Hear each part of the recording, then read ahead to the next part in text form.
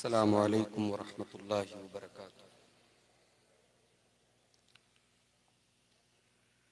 अल्हम्दुलिल्लाह नहमदुहु व नस्तईनुहु व नस्तगफिरुहु व नऊज़ु बिल्लाहि मिन शुरूरि अनफुसिना व मिन सय्यिआति अअमालिना। मन यहदिहिल्लाहु फला मुदिल्ल लहु व मन युद्लिल फला हादिय लहु। व अशहदु अन ला इलाहा इल्लल्लाह वहदहु ला शरीक लहु व अशहदु अन्न मुहम्मदन अब्दुहु व रसूलुहु।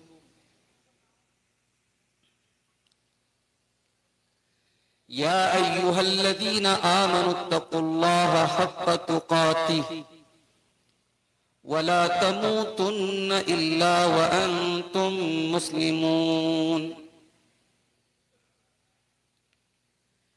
या अय्युहन्नासु इत्तक़ू रब्बकुमुल्लज़ी ख़लक़कुम मिन नफ्सिन वाहिदह व ख़लक़ मिन्हा ज़ौजहा व बत्त मिन्हुमा रिजालन कसीरन व निसाअ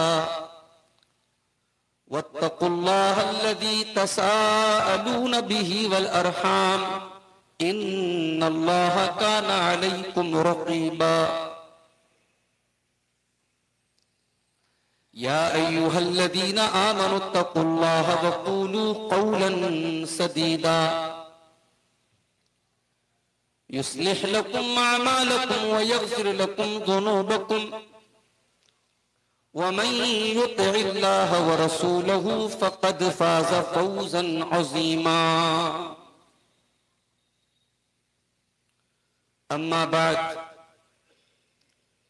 फ़इन्न ख़ैरल हदीस किताबुल्लाह व ख़ैरल हदी हदी मुहम्मदिन सल्लल्लाहु अलैहि वसल्लम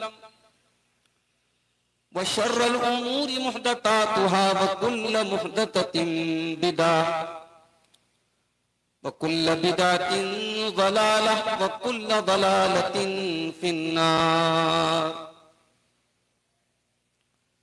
अऊज़ु बिल्लाहि मिनश शैतानिर रजीम।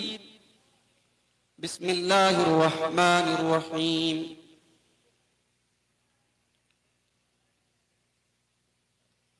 या अय्युहल्लज़ीना आमनू क़ू अनफुसकुम व अहलीकुम नारा वक़ूदुहा अन्नासु वल हिजारतु अलैहा मलाइकतुन ग़िलाज़ुन शिदाद ला यअसूनल्लाह मा अमरहुम व यफ़अलून मा युअमरून।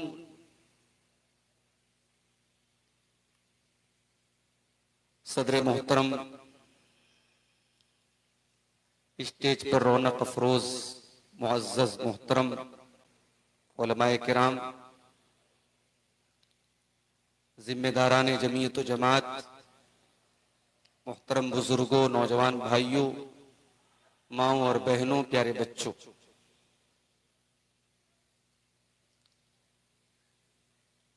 मौज़ा हुसैनाबाद में काफी अरसे के बाद आज का ये प्रोग्राम मुनक़िद हुआ। मुख्तलिफ मौज़ूआत पर मुझसे पहले आपने इसी इलाके के इंतहाई मोहतरम आलिम दीन शेख असलम मदनी हफ़िज़हुल्लाह का खिताब, उसके बाद शेख परवेज़ अब्दुल कबीर सफ़वी हफ़िज़हुल्लाह का खिताब आप तमाम हज़रात ने समाअत फरमाया। मुझे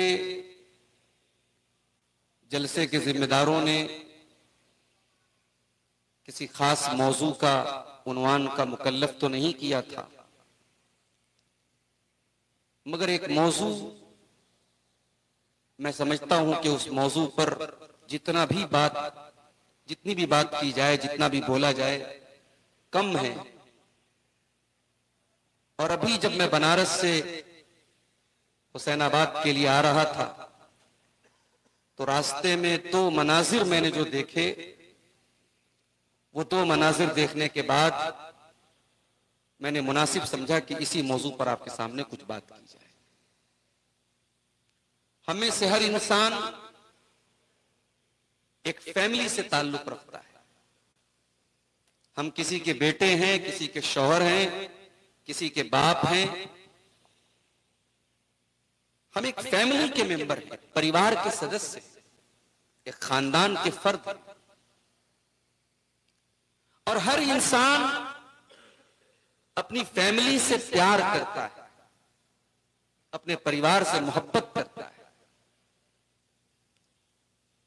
हर इंसान ये चाहता है कि उसके परिवार के ऊपर कोई मुसीबत ना आए, और अगर किसी के ऊपर कोई मुसीबत आती है तो सबसे पहले उसके परिवार के लोग ही उसको बचाते हैं। जो मुशाहदा है, जो तजर्बा है, वो यही है। सवाल ये है कि जिस फैमिली से और जिस परिवार से इस कदर मोहब्बत करते हैं, उस फैमिली की आखिरत के लिए हम क्या मेहनत करते हैं। दुनिया की तकलीफों से अपने बच्चों को हम बचाते हैं, अपनी बेटियों को हम बचाते हैं। जहन्नम की आग से अपने परिवार को बचाने के लिए हम क्या कोशिश कर रहे हैं। मुबारकपुर का इलाका, मऊ का इलाका, बनारस का इलाका, ये तीन इलाके करीब करीब के हैं। और यहां का जो कल्चर है, जो रहन सहन है, वो ये माना जाता है कि मिलता जुलता कल्चर। अक्सरियत बुनकर पेशा है, अंसारी बिरादरी के लोग हैं। उनके दरमियान जो उठने बैठने का जो तौर तरीका है, जो रहन सहन है, जो कल्चर है, वो सेम है। बाकी इलाकों में मिसाल दी जाती है कि साहब मऊ के अंदर, मुबारकपुर के अंदर, बनारस का भी किसी जमाने में जिक्र होता था। अब चूंकि बनारस काफी तरक्की पर गया तो बनारस का जिक्र कम होता है कि साहब इन इलाकों में पर्दा बहुत अच्छा होता है। मुसलमान लड़कियां जब भी घर से निकलती हैं पर्दे में निकलती हैं। इन इलाकों में आपको बेहयाई नहीं मिलेगी, उरियानियत नहीं मिलेगी, दीनदारी है। आप किसी मुबारकपुर के अंदर, मऊ के अंदर आप चले जाएं, आपको लोगों के अंदर दीनदारी मिलेगी। ये मिजाज था, ये तसव्वुर था, ये इमेज थी इन इलाकों। आज हालात क्या है? हाईवे से जब हम लोग शाहगढ़ के रास्ते से जब मुड़े हैं मुबारकपुर के लिए, रास्ते में हमारे कार के आगे कार जा रही थी और उस कार में वो जो छत को ओपन करने वाली कार होती है, शायद उसको ओपन रूफ या रूफ टॉप क्या बोलते हैं, वल्लाहु आलम। बड़ी नौजवानों में उस कार की बड़ी क्रेज भी होती है। वो कार हमारे आगे से जा रही थी। कार का ऊपर का ढक्कन खुला है और 3-4 बुर्का नशीन लड़कियां जो हैं वो माशाअल्लाह उस में से अपना सर निकाल करके वो कैमरा हाथ में लेकर के एंजॉय कर रही हैं।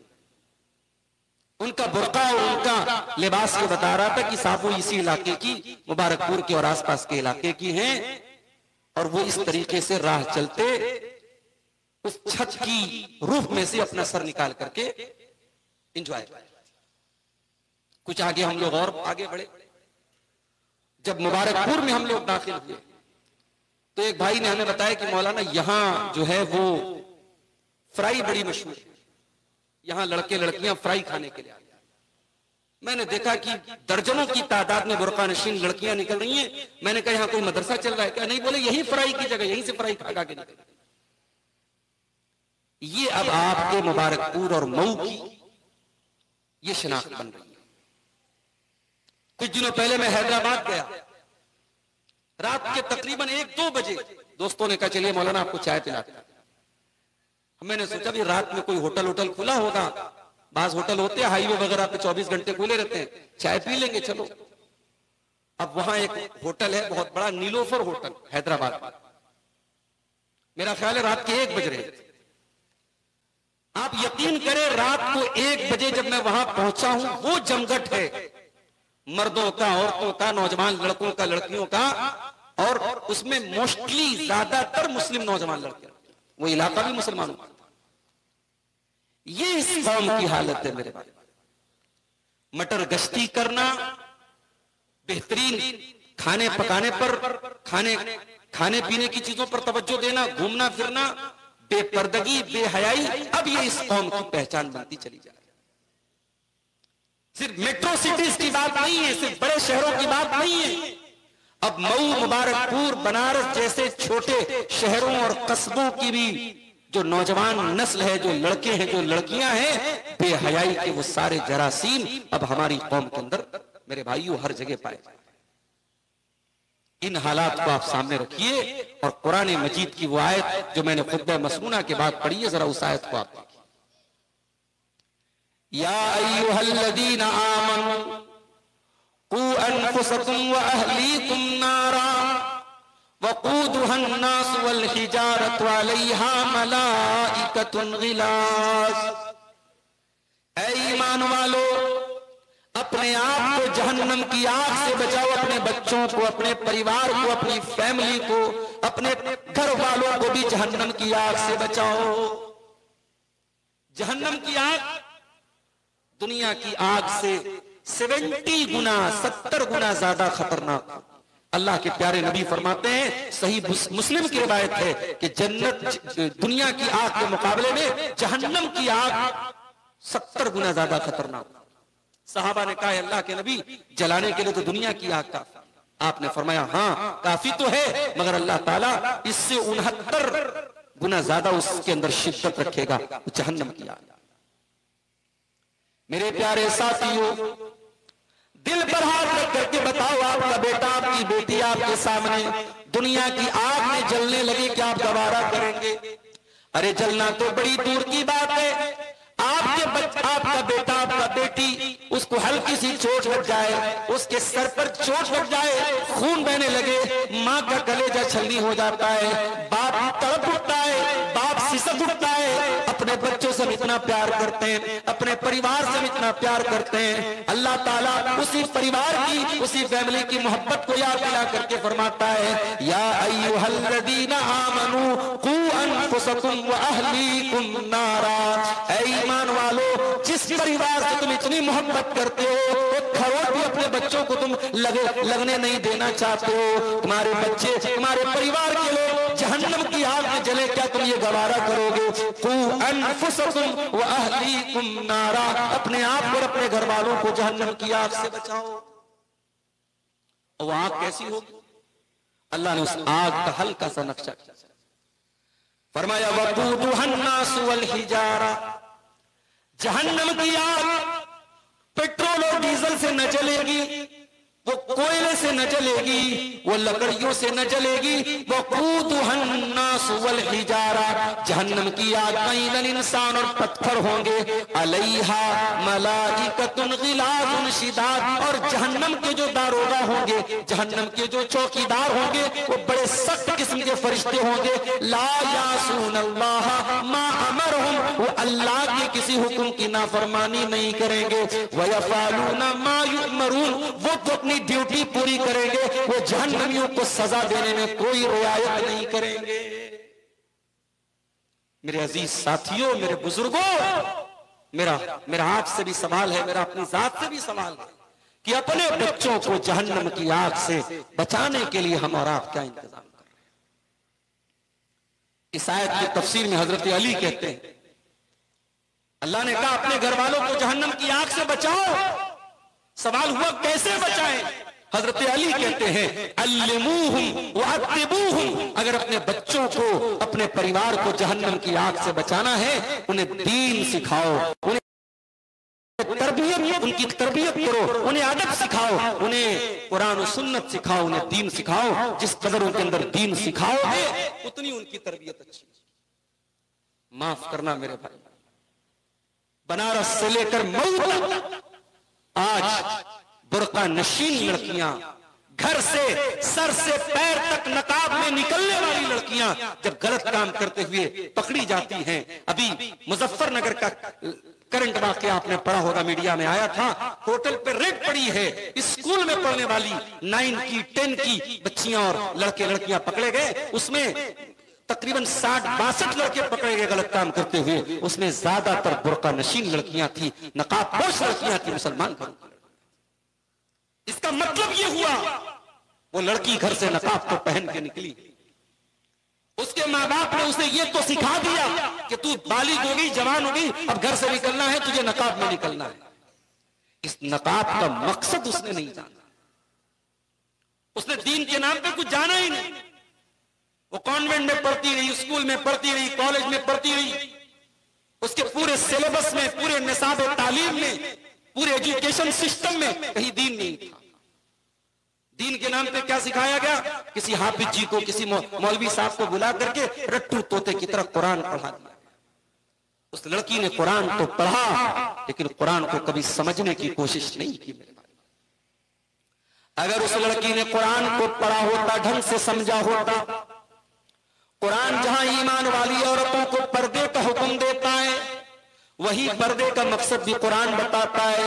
या अय्युहन नबिय्यु कुल लिअज़वाजिका व बनातिका व निसाइल मोमिनीन, ऐ नबी अपनी बेटियों से कह दीजिए, अपनी बीवियों से कह दीजिए और तमाम मोमिना औरतों से कह दीजिए, युदनीना अलैहिन्ना मिन जलाबिबिहिन्ना, जब वो अपने घर से निकले तो अपने ऊपर जिल्बाब डाल लें, चादर डाल लें। ज़ालिका अदना अय्युरौना फला युज़ैन, ये नकाब उनकी पहचान बन जाएगा, ये पर्दा उनकी पहचान बन जाएगा और ये पर्दा बताएगा दुनिया वालों को हम इज्जतदार घरों की लड़कियां हैं, हमको कोई छेड़ने की जुर्रत न करे।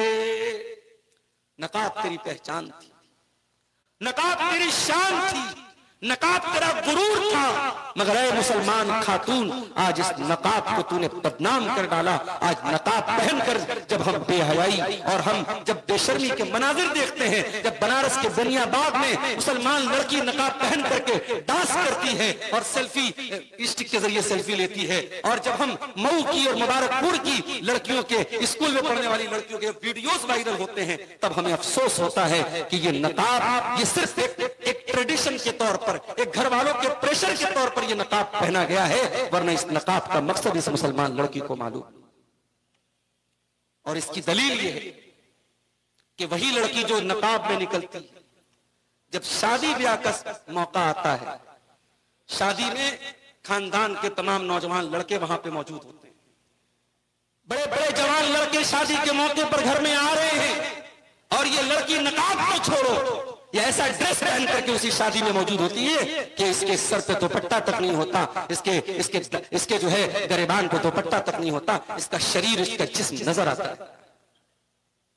जिन घरों में पर्दा हो रहा है, मैं उन घरों की बात कर रहा हूं। जिन घरों से नकाब पहन के लड़कियां निकलती हैं, मैं उन घरों की बात कर रहा हूं। शादी ब्याह के मौके पर वो भी अपनी आंखों को बंद कर लेते, नहीं साहब सब चलता है, ये सब कोई हर्ज की बात नहीं है, शादी के मौके पर ये सब चलता है।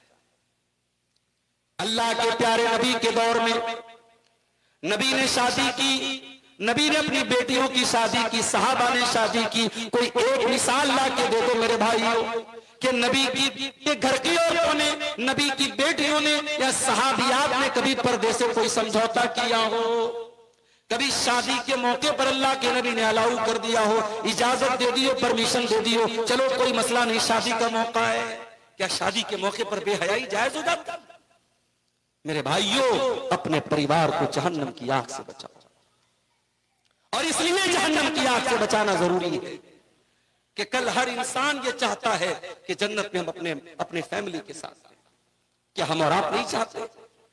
दुनिया में हम कहीं घूमने फिरने जाते हैं, हम जायका दरबार में खाना खाने जाते हैं, हम आंगन ढाबा में खाना खाने जाते हैं, फैमिली लेके लोग जाते हैं। बनारस तक से लोग आते हैं आजमगढ़ के ढाबे पे खाना खाने के लिए, फैमिली के साथ पूरी 4 व्हीलर बुक करके आते हैं। इंसान अच्छा खाना खाने जाता है, फैमिली के साथ जाता है।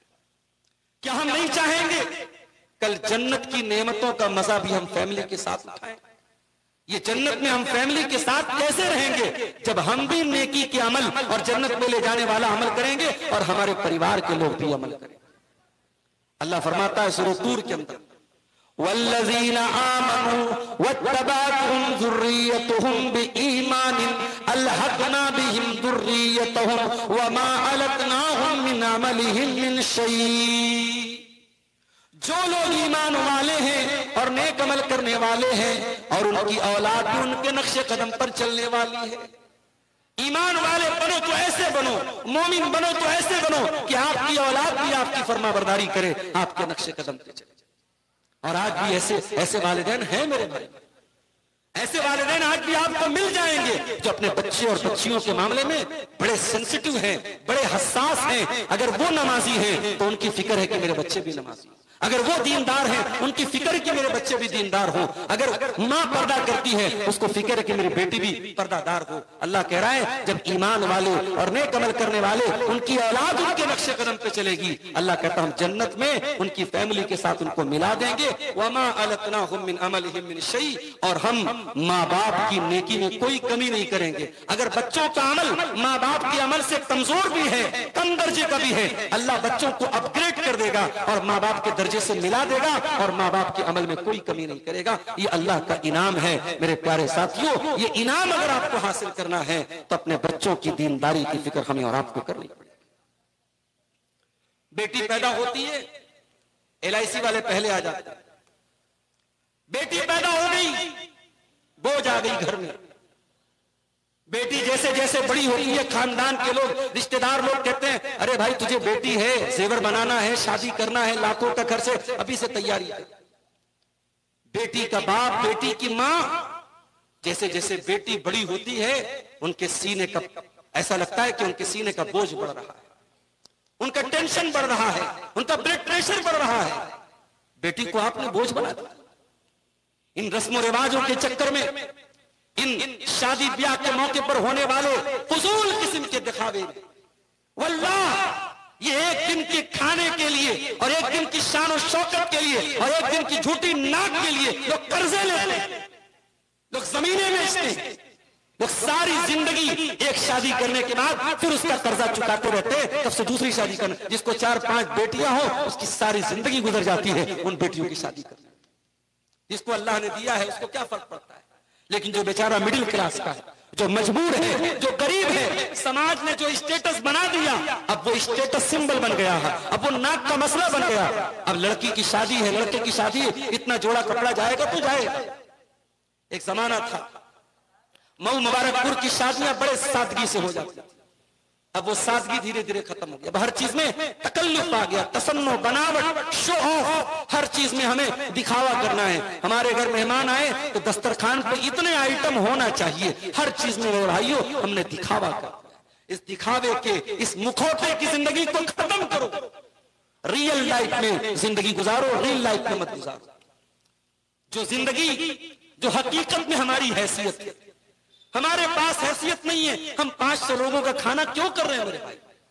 हम कर्जे लेकर के झूठ मूठ कर शादी को इतना मुश्किल क्यों बना रहे हैं? अभी बनारस के एक लड़के का ऑडियो वायरल हुआ।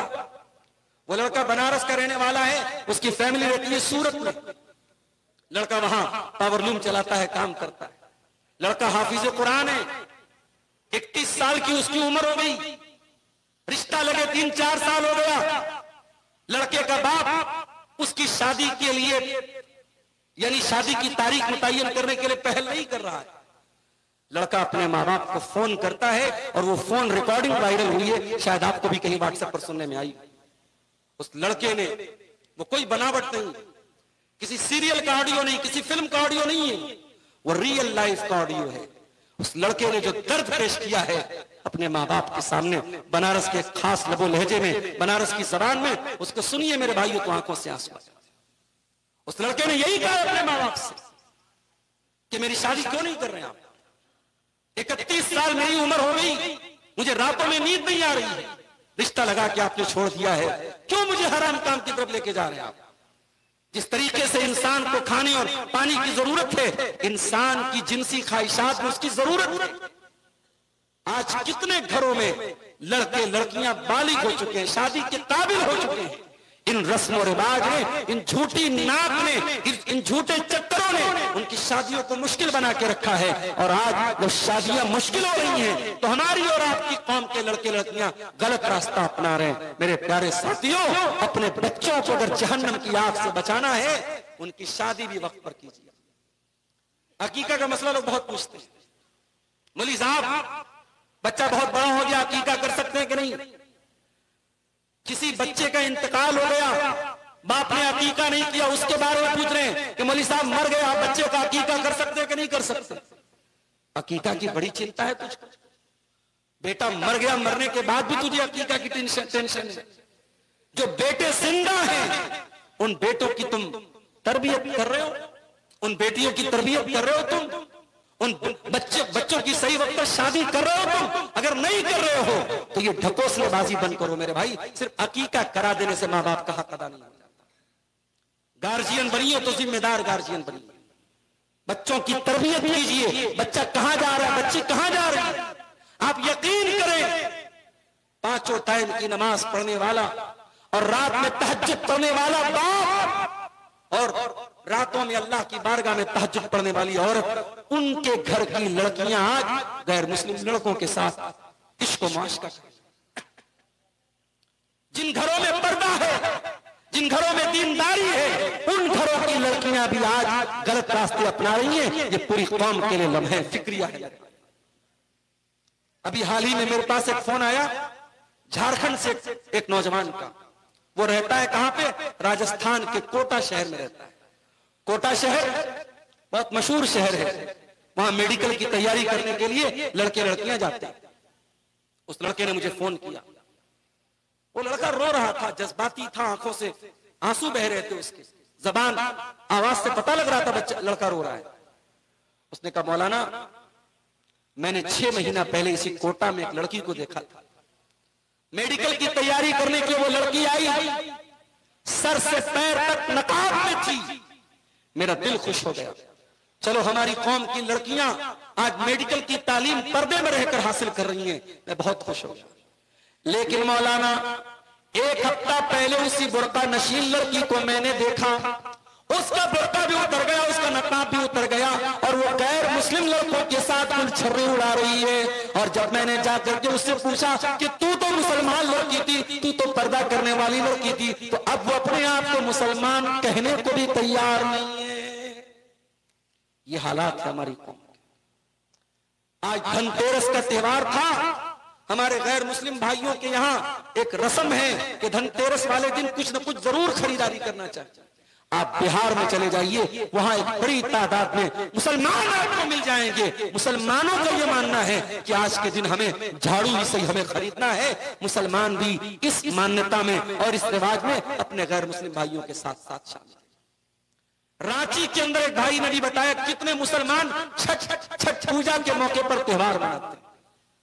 मेरे भाइयों, वज़ा में तुम हो नसारा तो तमद्दुन में हुनूद। ये मुसलमान है जिन्हें देख के शर्माए यहूद। आज मुसलमान का ये हाल। अपनी आने वाली नस्लों के अकीदे की फिक्र करो, उनकी तौहीद की फिक्र करो, उनके दीन की फिक्र करो, वरना पछताने का भी मौका हमें नहीं मिलेगा मेरे भाई। अगर इब्राहिम अलैहिस्सलाम जैसे पैगंबर को अपने बच्चों की अकीदे की फिक्र है, इब्राहिम अलैहिस्सलाम दुआ कर रहे हैं अल्लाह से, वजुनुबनी व बनी अन्नाबुदल असनाम, ऐ अल्लाह तुम मेरे बच्चों को और मुझे तू बुत परस्ती से बचाना, हमें शिर्क से बचाना, हमें गैरुल्लाह की इबादत से बचाना। अगर इब्राहिम को अपने बच्चों के बारे में शिर्क की चिंता है, मेरे प्यारे साथियों, हमें और आपको तो और ज्यादा होनी चाहिए। इब्राहिम अलैहिस्सलाम अपने बाप के बारे में दुआ करते हैं, वग़फ़िर ली अबी इन्नहु काना मिनज़्ज़ालिमीन, ऐ अल्लाह मेरे बाप को तू बख्श दे, मेरा बाप गुमराहों में से, वला तुख़्ज़िनी यौम युबअसून, और ऐ अल्लाह तू मुझे क़यामत के दिन रुसवा मत करना। अपने बाप की चिंता है हज़रत इब्राहिम कि क़यामत के दिन मैं तो अल्लाह का खलील, मैं तो अल्लाह का पैगंबर और मेरा बाप जहन्नम की आग में जाए, ये तो मेरी जिल्लत और रुसवाई का सबब होगा। अल्लाह से दुआ करते हैं, अल्लाह क़यामत के दिन तू मेरी रुसवाई, मुझे रुसवाई से बचा ले और मुझे क़यामत के दिन की तू जिल्लत से। याकूब अलैहिस्सलाम को देखिए, याकूब अलैहिस्सलाम का आखिरी टाइम में उनके 12 बेटे, बाप के मरने के टाइम में 12 बेटे अपने बाप के पास मौजूद हैं। कुरान कहता है अम कुंतुम शुहदा इज़ हज़रा याकूब अल मौत इज़ क़ाल लिबनीहि मा ताबुदून मिन बादी क़ालू नाबुदु इलाहका व इलाह आबाइका इब्राहीम व इस्माईल व इसहाक इलाहन वाहिदा। हजरत याकूब अपने बच्चों से कहते हैं कि मेरे बच्चों, मेरे बाद तुम किसकी इबादत करोगे? हमारे यहाँ बाप मरने लगता है, जमीन की बात करता है, जायदाद की बात करता है, सोना चांदी की बात करता है, रुपये पैसे की बात करता है। याकूब अलैहिस्सलाम अकीदे की बात कर रहे हैं, दीन की बात कर रहे हैं, तौहीद की बात कर रहे हैं। मा ताबुदून मिन बादी, मेरे बाद तुम किसकी इबादत करो? क़ालू नाबुदु इलाहका व इलाह आबाइका। बेटे कहते हैं अब्बा जान, हम उसी एक अल्लाह की इबादत करेंगे जिसकी इबादत आप करते हैं और जिसकी इबादत हमारे बाप दादा करते थे। इब्राहिम करते थे, इस्माइल करते थे, इसहाक करते थे। ये फिक्र है पैगंबर को, ये फिक्र हमें क्यों नहीं है? हमारे बच्चे आज तौहीद से दूर है मेरे भाई, हमारे बच्चे आज दीन की बड़ी बेसिक बातों से दूर। हम मुतमईन हैं, हमारा बेटा बड़ा कारोबारी है, कपड़े की लाइन का काम करने वाला, साड़ी की लाइन का काम करने वाला, साड़ी को हाथ में लेके बता देता है इसमें धागा कौन सा लगा है, इसमें तानी कौन सी, इसमें बाना कौन सा है, इसमें जरी कौन सी लगी है, ये प्योर है, असली है, नकली है, क्या है, A to Z सब बता देता है। इतनी महारत। आपका बेटा अपने कारोबार की ABCD जानता है, अपनी दुनिया की ABCD जानता है, आखिरत के बारे में आपका बेटा क्या जानता है? अल्लाह कुरान में कहता है मेरे कुछ बंदे ऐसे भी हैं जो अपनी दुनिया के बारे में तो बहुत माहिर हैं। यालमूना ज़ाहिरम मिनल हयातिद दुनिया व हुम अनिल आखिरति हुम गाफिलून। उनके पास दुनिया की तो बहुत नॉलेज है, लेकिन आखिरत के मामले में बिल्कुल गाफिल है। आखिरत की न कोई नॉलेज है, न आखिरत की कोई फिक्र है। इमाम हसन बसरी रहमतुल्लाह अलैह कहते हैं कि बाज़ लोग इतने माहिर होते हैं कि दीनार को अपने नाखून पर रख के बता देंगे दीनार का वजन क्या है। वमा युहसिनु अन युसल्ली रकअतैन, मगर 2 रकात नमाज आप पढ़वा लीजिए, 2 रकात नमाज नहीं पढ़ पाएंगे। दुनिया के इतने माहिर कि नाखून पर रख के सोने के सिक्के का वजन बता दे, और दीन के मामले में इतने जीरो है कि वो 2 रकात नमाज भी नहीं पढ़ पाएंगे। आज माफ कीजिए, हमारे नौजवान नस्ल का यही हाल है। और लड़कियों का तो और बुरा हाल, औरतों का तो और बुरा हाल है। औरतों में दीन की जानकारी का अभाव इस कदर है मेरे भाइयों के बयान के बाहर। इसलिए मैं अक्सर अपनी तकरीरों में ये बात कहता हूं कि अगर आपके मोहल्ले की मस्जिद में औरतों का इंतजाम नहीं है तो जरूर होना चाहिए, कम से कम अहले हदीस मस्जिद में तो जरूर होना चाहिए। आज हम दूसरों को सबक दे रहे हैं, दूसरों को नसीहत दे रहे हैं। मैं झारखंड में मैंने देखा, बंगाल में मैंने देखा, बिहार में मैंने देखा, बहुत सारी बल्कि अक्सर अहले हदीस की मस्जिदों में औरतों का इंतजाम। आम नमाजों में छोड़ दीजिए, ईदैन की नमाज में, ईद और बकरीद की नमाज में, ईदगाह में कितने इलाकों में, झारखंड का एक इलाका है भागलपुर से करीब का गुड्डा का इलाका, वहां कोयले की कान वगैरह है, बड़ा मशहूर इलाका है, वहां मेरा जाना। देखा साहब वहां ईदगाह है, माशाल्लाह बहुत बड़ी ईदगाह है। कहा मौलवी साहब हमारे यहाँ औरतों का इंतजाम नहीं रहता। मैंने जुमा का खुतबा दिया, समझाया बुझाया, बैठ करके जिम्मेदारों से बात की। अल्हम्दुलिल्लाह वहां पे ईदगाह में भी शुरुआत हो गई, मस्जिद में भी शुरुआत हो गई। आप यकीन करें मेरे भाई, हम बीमार होते हैं, सर्दी लगती है, डॉक्टर हल्की फुल्की दवा दे देता है, लेकिन वायरल फीवर हो जाता है, अगर हमें टाइफाइड हो जाता है तो डॉक्टर फिर हमें तगड़ा वाला एंटीबायोटिक देता है। बैक्टीरिया जितना तगड़ा होगा, वायरस जितना तगड़ा होगा, डॉक्टर एंटीवायरस उतना तगड़ा देगा। ये मेडिकल साइंस का उसूल है। आज बेहयाई का, बेपर्दगी का, दीन से दूरी का वायरस बहुत तगड़ा हो चुका है मेरे भाई। हमारी और आपके घर की बहन बेटियों को बर्बाद करने के लिए इंस्टाग्राम मौजूद है, सोशल मीडिया मौजूद है, व्हाट्सएप मौजूद है, फेसबुक मौजूद है। आप कितने पहरे लगे? रात को 2 बजे आपकी लड़की इंस्टाग्राम पर किससे चैटिंग कर रही है, आप कैसे जान सकते? और ये मसला याद रखो, अपनी बहनों से भी कहना चाहूंगा और अपने नौजवान लड़कों से भी कहना चाहूंगा, ये दीन के नाम पर दोस्ती का ये चक्कर बंद कर दो। साहब हमारे दरमियान दीन की दोस्ती, लड़का लड़की के दरमियान दीन के नाम पर कोई दोस्ती नहीं हो सकती, याद रखिए। कोई भी मर्द और औरत के बीच में दीन के नाम पर कोई रिश्ता नहीं हो सकता। वो डॉक्टर जाकिर नाइक का एक बड़ा वीडियो बड़ा वायरल हो रहा है, पाकिस्तान में जाकर के उन्होंने कहा था, एक न्यूज एंकर से कहा था कि अगर कोई औरत मेकअप करके सज धज करके बैठी है सामने, एक मर्द के सामने आधा घंटा बैठी है और मर्द के दिल पर कोई फर्क नहीं पड़ रहा है, तो उस मर्द को अपना जाकर के मेडिकल चेकअप कराना चाहिए। वो सही नहीं है, वो जिस्मानी एतबार से गड़बड़ है।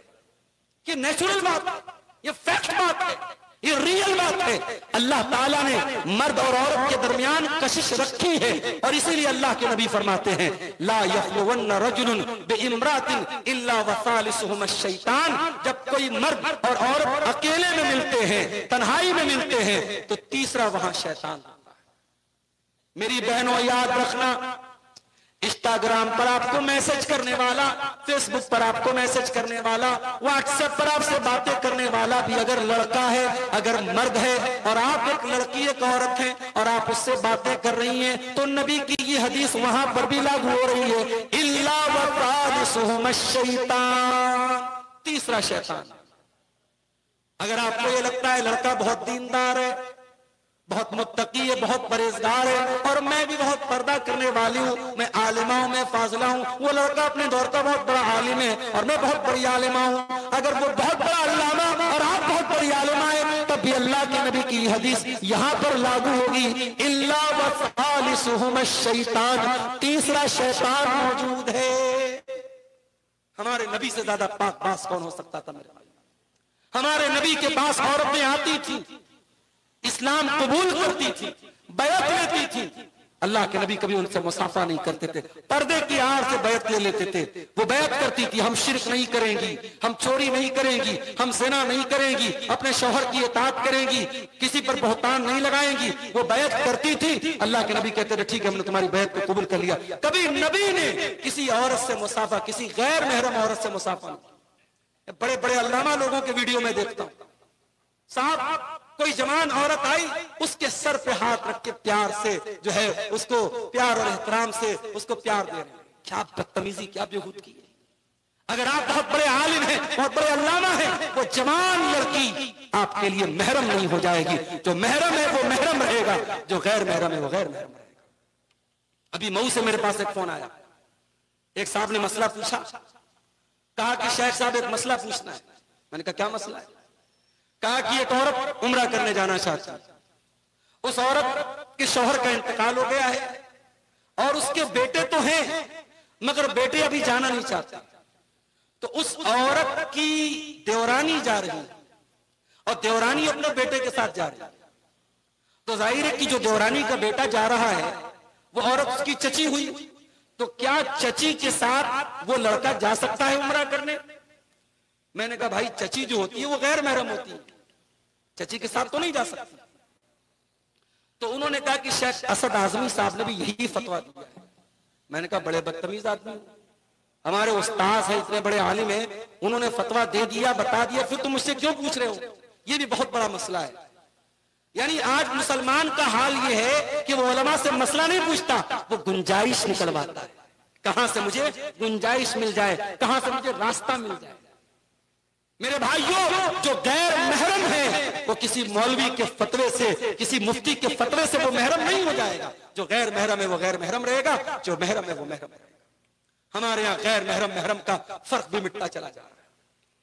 हम अपने घरों में मोहल्ले के लड़कों से अपनी लड़कियों को पर्दा कराते नहीं, मोहल्ले का लड़का है, लेकिन खाला का लड़का आया, चाचा का लड़का आया, मामा का लड़का आया, ताया का लड़का आया, हमारी जवान बेटी के सामने उठता है, बैठता है, हंसी मजाक करता है, वो उसे चाय देती है, उसे नाश्ता कराती है, उसके सामने खाना सर्व करती है। हमारी गैरत कहां मर गई?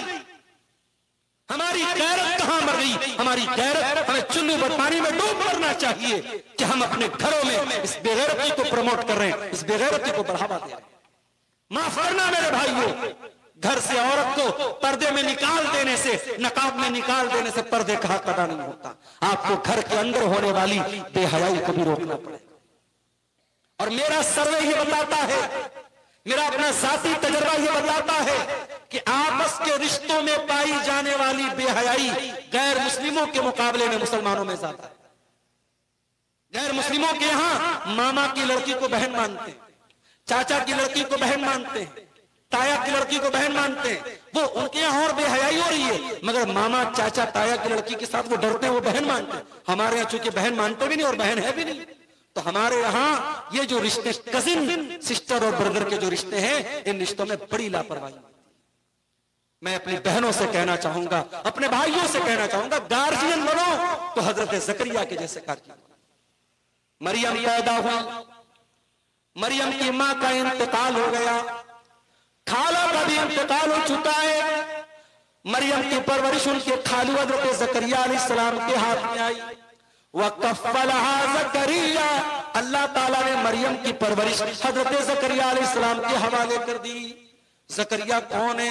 अल्लाह के बहुत बड़े पैगंबर हैं, इतने बड़े पैगंबर हैं, इतना उनका ऊंचा मकाम है, इतने अल्लाह वाले हैं कि वो दिन रात मस्जिद में रहते हैं, मेराब में रहते हैं। कुल्लमा दखल अलैहा ज़करियल मिहराबा वजद इंदहा रिज़्क़ा क़ाला या मरियम अन्ना लकी हाज़ा।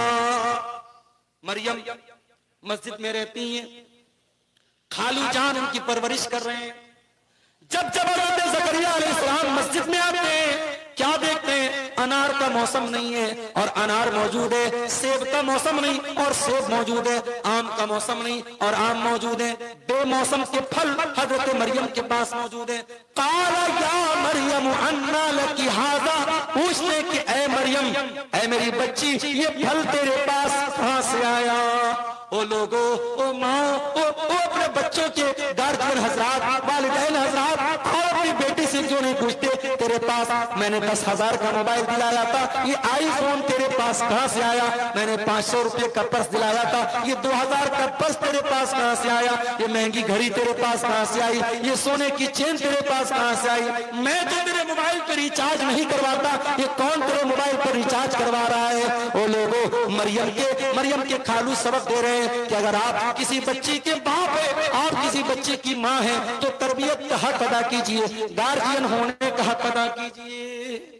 अन्ना लकी हाज़ा, ऐ मरियम, ये फल तेरे पास कहां से आया? मरियम कहती हैं क़ालत हुवा मिन इंदिल्लाह, खालू जान, ये फल अल्लाह की तरफ से आया है। इन्नल्लाह यर्ज़ुक़ु मन यशाउ बिग़ैरि हिसाब, अल्लाह जिसको चाहता है बेहिसाब देता है। हुनालिका दआ ज़करिया रब्बहू, अब हज़रत ज़करिया के दिल में ख्याल आया कि अगर मरियम को बेमौसम का फल मिल सकता है, तो मुझ बूढ़े को बुढ़ापे में औलाद क्यों नहीं मिल सकती? अब उन्होंने हाथ उठा के अल्लाह से औलाद मांगी और अल्लाह ने उनको औलाद की नेमत से नवाजा है। मेरे अजीजों, गार्जियन बनिए तो जिम्मेदार गार्जियन। घरों में नमाज का माहौल आप देख लीजिए क्या है। अभी मैं मुबारकपुर आ रहा था, हमारे नौजवान साथी साथ में थे, एक बात उन्होंने बताई कि आज मुसलमानों की बस्तियों में 2 बजे के पहले बहुत कम लोग सोते। 2 बजे रात में, 1 बजे 2 बजे सोने का रिवाज है। अब जाहिर है जो लड़के लड़कियां रात में 2 बजे सो रहे हैं, वो अस्सलातु खैरुम मिनन नौम की आवाज सुन के सुबह 4:45 बजे 5 बजे अजान पर उनकी नींद कैसे खुलेगी? वो सुबह उठेंगे 8 बजे, 9 बजे, 10 बजे। लेकिन आप सुबह के 4 बजे जब रास्ते पर निकलिए, आजमगढ़ के हाईवे पर आप चले जाइए, आप मऊ के रास्ते पर चले जाइए, सड़कों पर आपको गैर मुस्लिम लड़के जॉगिंग करते हुए और एक्सरसाइज करते हुए और वॉकिंग करते हुए आपको मिल जाएगा। जो काम हमारा था, जो पहचान हमारी थी, सुबह को उठना और सुबह के टाइम की बरकत हासिल करना, वो काम आज दूसरी कौम के लोग कर रहे हैं। आज हमारी कौम के लड़के लड़कियां रात को 2 बजे तक इंटरनेट पर लगे हैं, मोबाइल में लगे हैं, चैटिंग में लगे हैं, हराम चीजों में लगे हैं और सुबह फजर की नमाज में गायब हैं। मेरे अजीजों, अपने बच्चों को जहन्नम की आग से बचाना है तो मैं उस बाप से कहना चाहूंगा जो बुढ़ापे में लाठी पकड़ करके मस्जिद में आता है, उस बाप से कहना चाहूंगा, उस माँ से कहना चाहूंगा जो बूढ़ी हो चुकी है और बड़ी मुश्किल से खांसते हुए और कराहते हुए बिस्तर से उठती है और वजू बना के नमाज पढ़ती है, उस माँ से और उस बाप से कहना चाहूंगा कि आपके बच्चे नमाज क्यों नहीं पढ़ते? आपने अपने बच्चों को नमाजी बनाने के लिए क्या किया? कुरान कहता है वअमुर अहलका बिस्सलाति वस्तबिर अलैहा, खुद भी नमाज की पाबंदी करो और अपने घर वालों को नमाज का हुक्म दो। ला नसअलुका रिज़्क़ा, हम तुमसे कोई रोजी नहीं मांगते, नहनु नर्ज़ुकुका, हम तो खुद तुम्हें रोजी देते हैं। कुरान कहता है हजरत इस्माइल अलैहिस्सलाम अपने घर वालों को नमाज का हुक्म दिया करते थे। वकाना यामुरु अहलहु बिस्सलाह, हजरत इस्माइल अपने घर वालों को नमाज का हुक्म देते थे। अल्लाह के प्यारे नबी फरमाते हैं मुरु औलादकुम बिस्सलाति वहुम अबनाउ सब'i सिनीन, जब तुम्हारे बच्चे 7 साल के हो जाएं उनको नमाज का हुक्म दो, और जब तुम्हारे बच्चे 10 साल के हो जाएं और नमाज न पढ़े तो उनकी पिटाई करो। जब आप अपने बच्चों को 7 साल की उम्र में नमाज का पाबंद बनाएंगे तो 17 साल का हो जाने पर उस बेटे को आपको कहना नहीं पड़ेगा मेरे भाई। और आपको अगर हैरत हो रही है कि 7 साल का बच्चा 5 टाइम की नमाज का पाबंद कैसे बन सकता है, मैं कहता हूं बिल्कुल बन सकता है। अगर वालिदैन मेहनत करें, वालिदैन तवज्जो दें, वालिदैन आदत डलवा दें, जो बच्चे को बचपन से जिस चीज की आदत पड़ जाएगी इंशाअल्लाह वो कभी नहीं छूटेगी।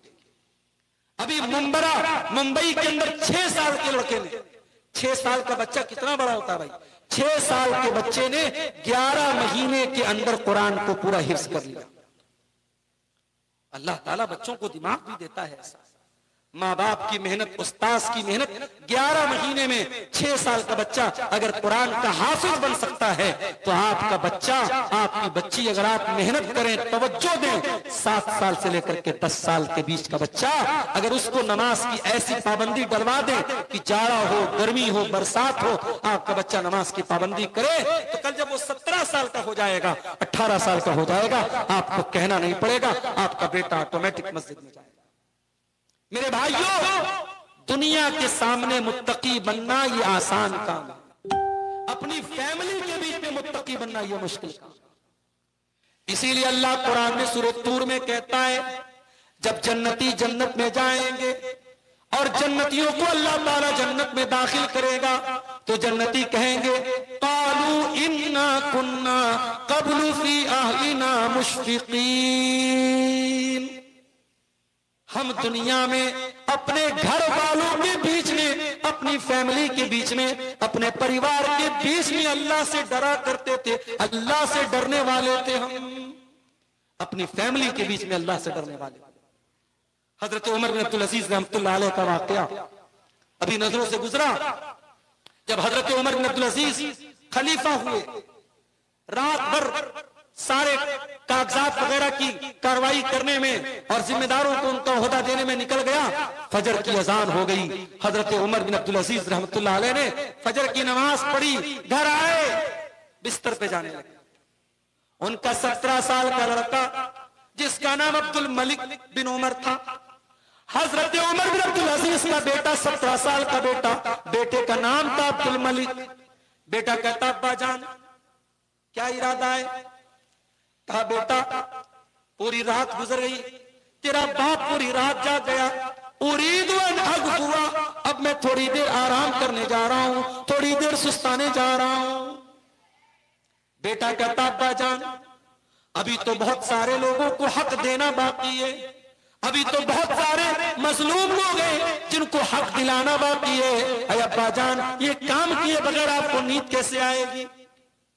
कहा बेटा अभी सो जाता हूं, जोहर का टाइम आएगा, अजान हो जाएगी, तेरा बाप उठेगा, नमाज पढ़ेगा, उसके बाद बैठ करके सारे मसलों को हम हल कर लेंगे।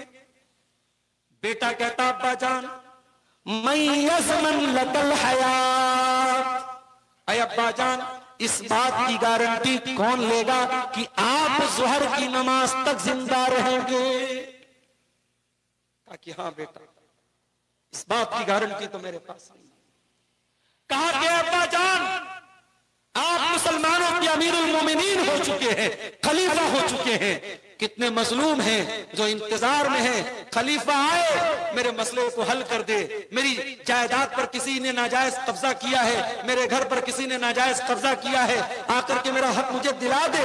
और आप बिस्तर पे सोने जा रहे हैं और आप कह रहे जोहर के टाइम उठूंगा। अब्बा जान इस बात की गारंटी क्या है कि जोहर की नमाज तक आप जिंदा रहे? हजरत उमर बिन अब्दुल अजीज उनकी आंखों से आंसू आ गए। का उदनु मिन्नी या बुनैया, ऐ मेरे बच्चे मुझसे करीब आ जा। अपने बच्चे को करीब किया, अपने बच्चे को सीने से लगाया, अपने बच्चे की पेशानी को चूमा और कहते हैं अल्हम्दुलिल्लाहिल्लज़ी अखरज मिन सुल्बी मन युईनुनी अला दीनी। ऐ अल्लाह, तेरा करम है, तेरा शुक्र है, तूने ऐसी औलाद से नवाजा है जो दीन के काम में मेरा सपोर्ट करती है, मेरी मदद करती है। मेरे बच्चे, मैं तेरा बाप अब आराम नहीं करेगा। उसी वक्त हजरत उमर बिन अब्दुल अजीज रहमतुल्लाह अलैह खड़े हुए और गए और तमाम लोगों को बुलाया और कहा कि जिन लोगों को भी हक देना है उनको बुलाया जाए, और वहां से कार्रवाई शुरू कर देते हैं। मेरे प्यारे साथियों, फैमिली अगर ऐसी हो, परिवार अगर ऐसा हो कि बाप से अगर चूक हो जाए तो बेटा अपने बाप की इस्लाह कर दे, बेटे से चूक हो जाए, बेटा गलती करे तो बाप अपने बेटे की इस्लाह करे, बीवी से अगर गलती हो रही है शौहर इस्लाह करे, शौहर से गलती हो रही है बीवी इस्लाह करे, अगर ऐसा परिवार बनेगा तो ये परिवार जन्नत में जाएगा और ये दीनदार परिवार कहलाएगा। आप यकीन करें, आज हालात इतने बद से बदतर हो रहे हैं।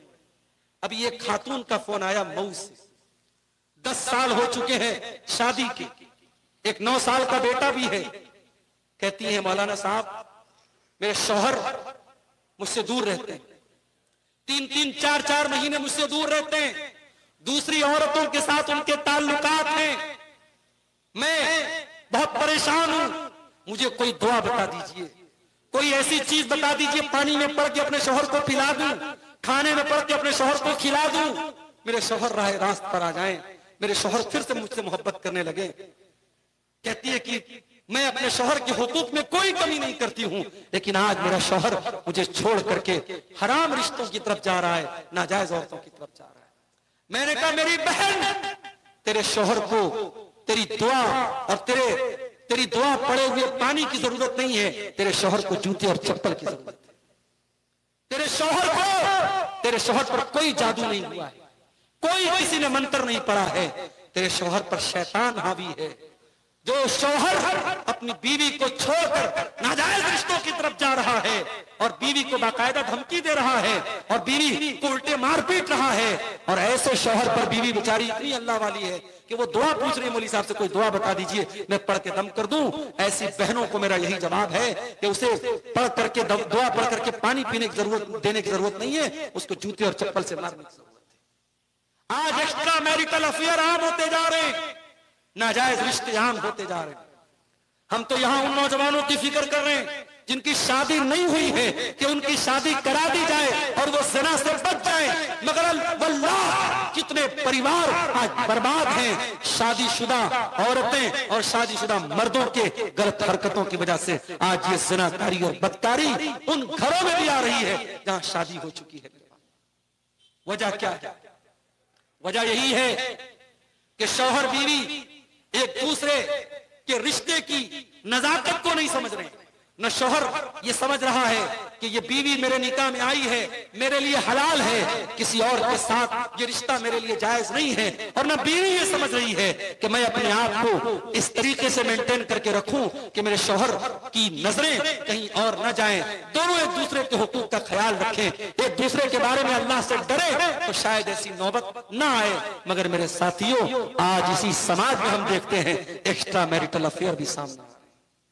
दीनदार फैमिली वो होती है जहां बीवी का कदम बहकने लगे तो शौहर बचा ले, शौहर का कदम बहकने लगे तो बीवी बचा ले। अल्लाह के प्यारे नबी फरमाते हैं, लियत्तखिज़ अहदुकुम क़ल्बन शाकिरा व लिसानन ज़ाकिरा व ज़ौजतन मुमिनतन तुईनुहु अला अम्रिल आखिरा।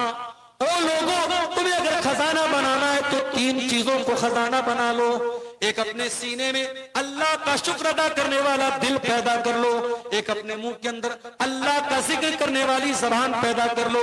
वह ज़ौजतन मुमिनतन तुईनुहु अला अम्रिल आखिरा, और ऐसी नेक और दीनदार औरत को बीवी बना करके लाओ जो आखिरत के कामों में तुम्हारी मदद करे। अपनी माओ से भी कहना चाहूंगा, रिश्ता देखने जाओ तो इस हदीस को याद कर लेना। पैसे वाली बहू लाई, खूबसूरत बहू लाई तो कौन सा कमाल कर दिया। कमाल तो यह है कि ऐसी औरत अपने घर में लाओ, आपका बेटा अगर बेनमाजी है वो नमाजी बना दे, आपका बेटा अगर गलत रास्ते पर जा रहा है, वो औरत आकर के आपके बेटे को दीनदार बना दे। और ये तभी पॉसिबल है जब आप खूबसूरती को साइड करके, बिरादरी को साइड करके, स्टेटस को साइड करके सबसे पहले दीनदारी को तरजीह देंगे, अपने होने वाले दामाद के लिए भी और होने वाली बहू के लिए भी। मेरे भाइयों, दीन को तरजीह दो। अल्लाह के नबी फरमाते हैं, जब दीनदार जोड़ा घर में आता है, अल्लाह की रहमतें बरसती हैं। रहिमल्लाहु रजुलन काम मिनल लैल, अल्लाह की रहमत बरसती है उस आदमी के ऊपर जो रात में उठता है और तहज्जुद की नमाज पढ़ता है। और जब तहज्जुद की नमाज पढ़ता है तो अपनी बीवी को भी उठाता है, और बीवी अगर इनकार करती है, बीवी के चेहरे पर पानी डालता है और बीवी को उठाता है। और अल्लाह की रहमत बरसती है उस औरत के ऊपर कामत मिनल लैल, जो रात में उठ करके तहज्जुद पढ़ती है। वो अयक़ज़त ज़ौजहा, और अपने शौहर को भी उठाती है। और शौहर अगर इनकार करता है तो शौहर के चेहरे पर पानी डाल करके उसे उठाती है। मेरे भाइयों, ये दीनदार जोड़ा और ये दीनदार कपल, ये तीन दीनदार मियां बीवी अगर परिवार में आएंगे तो वो एक दूसरे को जहन्नम की आग से बचाने का काम करेंगे। इसी तरीके से मेरे भाइयों, एक काम हमारे करने का और भी है, और वो मैं अक्सर कहता हूं, हुसैनाबाद में आज इतने दिनों के बाद ये प्रोग्राम हुआ। जरूरी नहीं कि आप इतना बड़ा प्रोग्राम कराएं, आप घरों में औरतों के बीच में छोटे छोटे प्रोग्राम भी कराएं। माशाअल्लाह मऊ आपसे करीब में है, मऊ के अंदर बहुत सारी आलिमात मौजूद हैं। आप कुछ आलिमात को बुलाइए, अल्लाह ने पैसा जिन लोगों को नवाजा है, 4 व्हीलर का इंतजाम कर दे, कार का इंतजाम कर दे, आलिमात आए, किसी के घर में पर्दे के साथ इंतजाम हो जाए, औरतों के ताल्लुक से प्रोग्राम, औरतों को दीन की मोटी मोटी बातें सिखाने वाले प्रोग्राम, कुरान का दर्स हो, हदीस का दर्स हो। ये जब तक ये काम आप नहीं करेंगे, अपने परिवार को आप जहन्नम की आग से नहीं बचा सकते। मेरे भाइयों, कुरान में अल्लाह ताला अपने नबी की बीवियों से कहता है, वज़कुरना मा युतला फी बुयूतिकुन्ना मिन आयातिल्लाहि वल हिकमह इन्नल्लाहा काना लतीफन खबीरा। ऐ नबी की औरतों, तुम्हारे घरों में जो कुरान पढ़ा जाता है और जो हदीस पढ़ी जाती है, उस कुरान और हदीस को तुम याद किया करो, उसका जिक्र किया करो, उस पर चर्चा किया करो, उस पर बातचीत किया करो।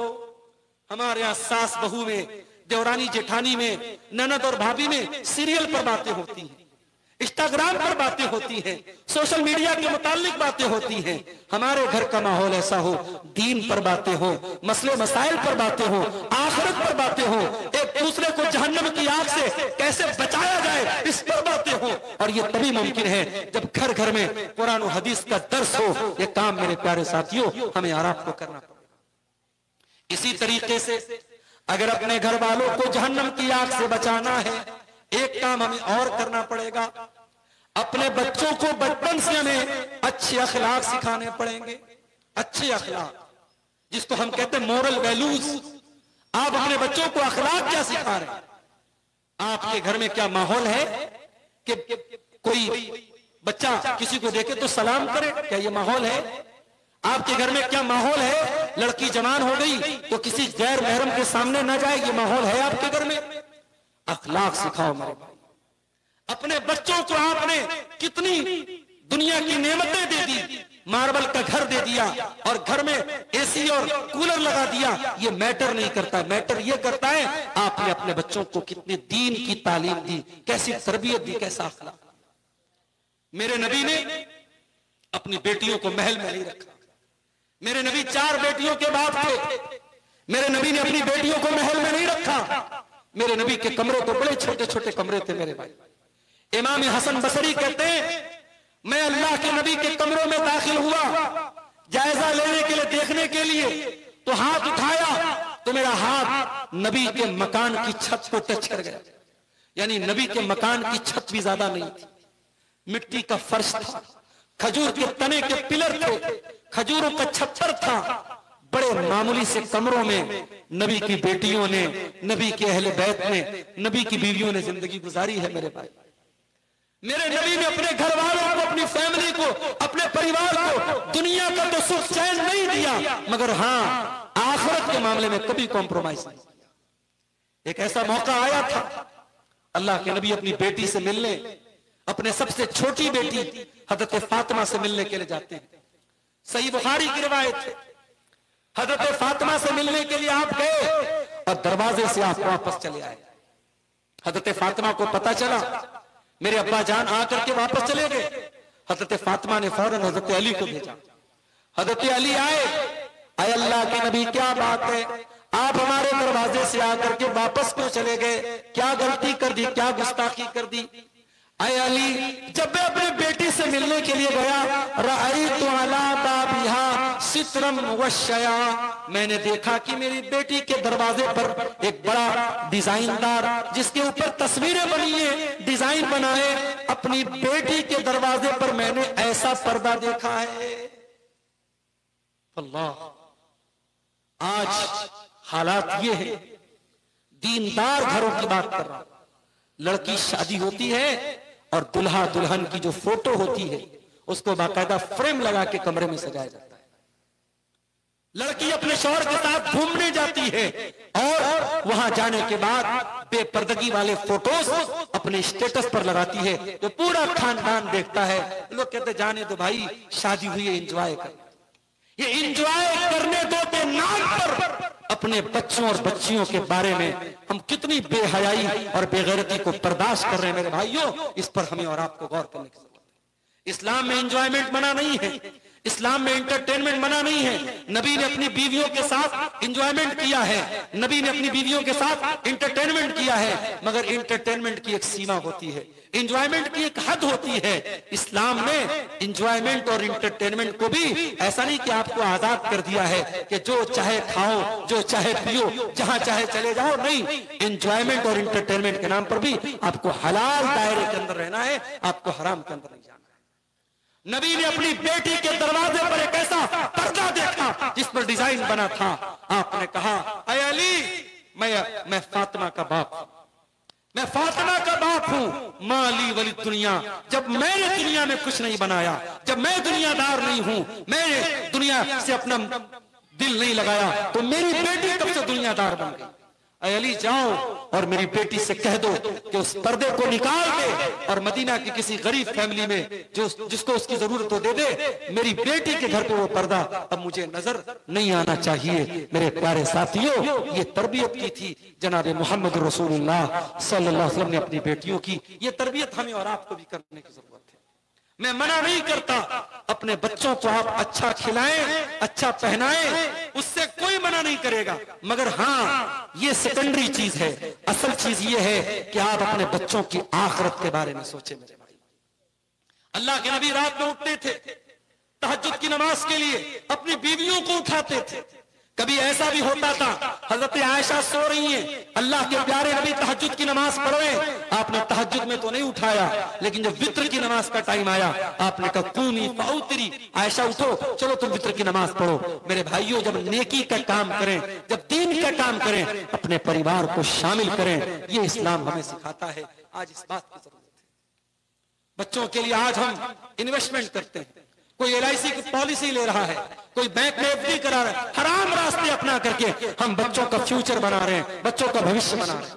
आओ मैं आपको तरीका बताता हूं, हलाल तरीका बताता हूं, बच्चों का फ्यूचर कैसे बनाएंगे आप।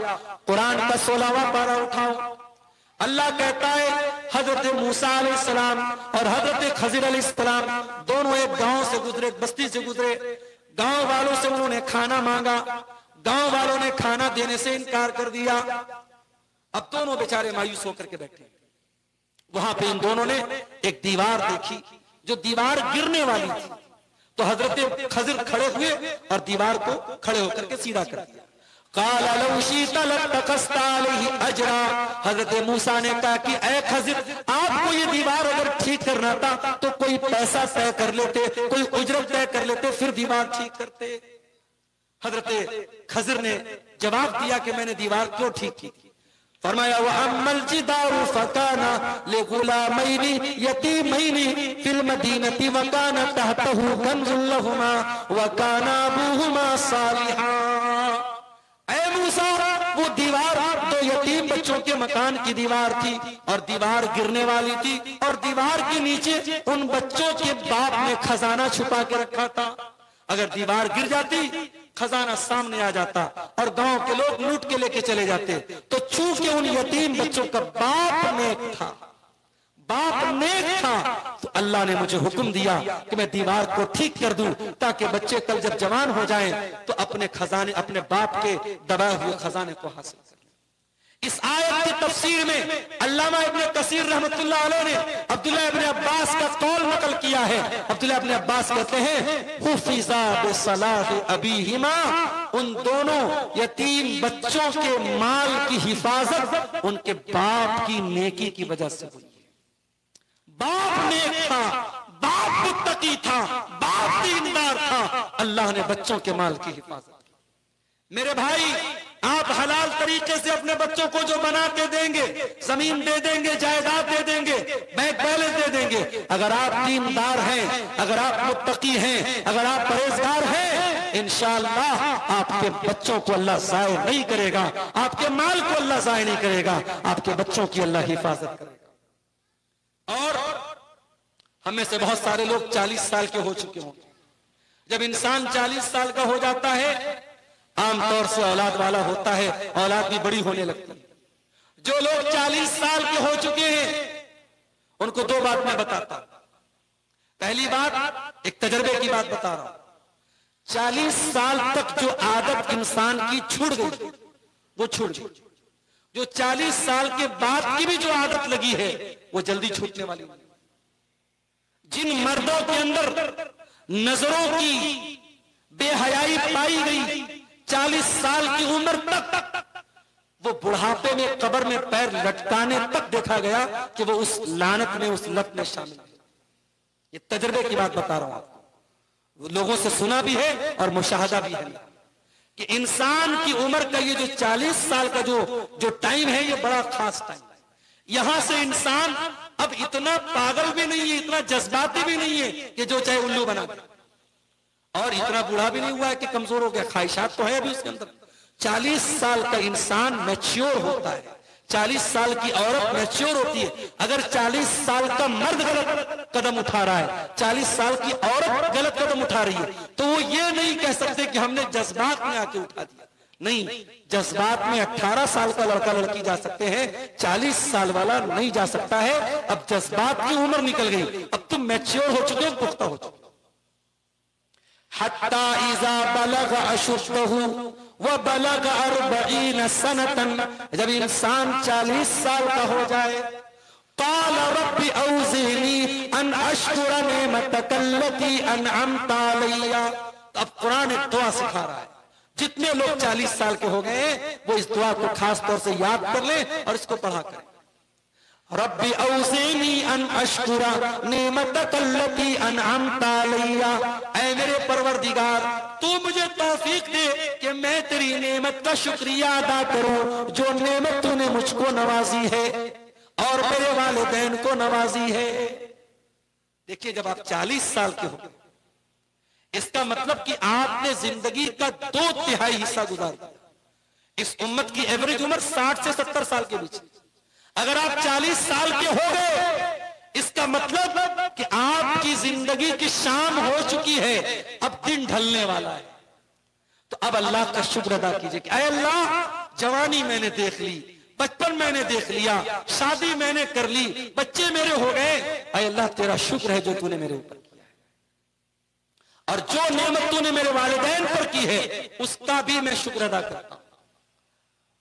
रब्बी औज़िनी अन अश्कुरा निअमतकल्लती अनअमत अलैया व अला वालिदैया व अन आमल सालिहन तर्दाह। और ऐ अल्लाह, तू मुझे तौफीक दे कि मैं ऐसा नेक अमल करूं जिससे तू राजी हो जाए। ये दुआ मांगी आप अल्लाह से।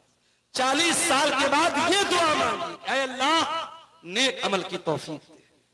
40 साल के बाद अगर आप अपनी नजरों की हिफाजत नहीं कर पा रहे, अपनी शर्मगाह की हिफाजत नहीं कर पा रहे, अपनी जबान की हिफाजत नहीं कर पा रहे, तो ये बहुत सोचने का मकाम है, ये गौर करने का मकाम है कि अल्लाह ताला आपको उस नेकी की तौफीक क्यों नहीं दे रहा है, बुराई से क्यों नहीं बचा रहा। बंदा अल्लाह से दुआ करे कि अल्लाह ऐसे नेक अमल की तौफीक दे जिससे तू राजी हो जाए। वो अस्लिह ली फी ज़ुर्रियती, और ऐ अल्लाह, तू मेरी औलाद की इस्लाह फरमा दे, मेरी औलाद को तू नेक बना दे। देखिए, औलाद के लिए दुआ की। 40 साल की उम्र में औलाद के लिए दुआ करने का हुक्म दिया अल्लाह ने। इन्नी तुब्तु इलैका व इन्नी मिनल मुस्लिमीन, ऐ अल्लाह मैं तेरी बारगाह में रुजू करता हूँ और बेशक मैं मुसलमानों में से हूँ। ये दुआ है कुरान के 26वें पारे में। आप पहले पेज को पलटेंगे, आपको ये दुआ मिल जाएगी। 40 साल की उम्र अगर हो गई और आप साहिब औलाद हैं तो मेरे भाइयों इस दुआ को पढ़ा करो, औलाद के हक में दुआ किया करो मेरे अजीज। और आखिरी बात बयान करके बात खत्म करता हूं। औलाद के लिए दुआ आपने कर ली, लेकिन एक चीज और रह गई, और वो चीज क्या है कि आप अपनी औलाद के पैदा होने के पहले, अभी औलाद दुनिया में आई नहीं है, अभी आपकी शादी होने वाली है, आप अपनी होने वाली औलाद के लिए जब मां का इंतखाब करें, वहां भी शरीयत कहती है कि आप नेक औरत का इंतखाब करें। यह भी औलाद का हक बताया है उलमा ने, यह आपकी होने वाली औलाद का हक है। और बात आसार में ये अल्फाज मिलते हैं तखय्यरू लिनुतफिकुम, कि अपने नुतफे के लिए अच्छी औरतों का इंतखाब करो, अपनी होने वाली औलाद के लिए अच्छी औरतों का इंतखाब करो। इसलिए कि अगर खराब और गड़बड़ किस्म की औरत तुम्हारे घर में आएगी तो पूरी नस्ल को बर्बाद कर देगी, पूरी नस्ल को बर्बाद कर देगी। और नेक और दीनदार औरत आएगी तो पूरे घर को जन्नत बना देगी। और मैं अक्सर तकरीरों में ये बात कहता हूं कि औरत का ये बहुत बड़ा किरदार है। औरत वो लाइमलाइट में नहीं रहती, औरत सामने नहीं आती। इमाम बुखारी की मां का नाम कौन जानता है? कोई नहीं जानता, मगर इमाम बुखारी की मां वो हस्ती है जिन्होंने इमाम बुखारी को इमाम बुखारी बनाया। इसी मुबारकपुर की सरजमीन से अल्लामा अब्दुल सलाम मुबारकपुरी ने सीरतुल बुखारी लिखी है। कभी मौका मिले हुसैनाबाद वालों, ये मोबाइल चलाने से और व्हाट्सएप चलाने से और इंस्टाग्राम चलाने से कभी फुर्सत मिले तो जिंदगी में एक बार सीरतुल बुखारी पढ़ लेना। सीरतुल बुखारी में अल्लामा अब्दुल सलाम मुबारकपुरी ने वाकया लिखा है कि इमाम बुखारी रहमतुल्लाह अलैह की बीनाई चली गई थी, उनकी आंखों की रोशनी चली गई थी। उनकी मां ने रातों में तहज्जुद में दुआएं की थी, अल्लाह के सामने रो करके गिड़गिड़ा करके दुआएं की थी कि ऐ अल्लाह अल्लाहुम्मा रुद्दा इला इब्नी बसरी बसरा, ऐ अल्लाह मेरे बच्चे की बीनाई को लौटा दे। ऐ अल्लाह मैं अपने बच्चे को दीन का आलिम बनाना चाहती हूँ, तेरे नबी की हदीसों का हाफिज बनाना चाहती हूँ। मेरा बच्चा कैसे दीन सीखेगा? मेरे बच्चे की बीनाई को लौटा दे। इमाम बुखारी रहमतुल्लाह अलैह की मां ने रात में तहज्जुद पढ़ी, ये दुआ की और मसल्ले पर उसको नींद आ गई और ख्वाब में हजरत इब्राहिम अलैहिस्सलाम की जियारत होती है और इब्राहिम अलैहिस्सलाम ख्वाब में आकर के हजरत इमाम बुखारी की मां से कहते हैं कि तेरे बच्चे की बीनाई को अल्लाह ताला ने लौटा दिया है। और जब उनकी नींद खुलती है तो देखती है कि उनके बच्चे की आंखों की रोशनी वापस आ चुकी है। ये मां की दुआएं थी जिसने इमाम बुखारी को इमाम बुखारी बनाया। ये मां की दुआएं थी जिसने इब्ने तैमिया को इब्ने तैमिया बनाया था। ये मां की तरबियत थी जिसने अहमद इब्न हंबल को अहमद इब्न हंबल बनाया था।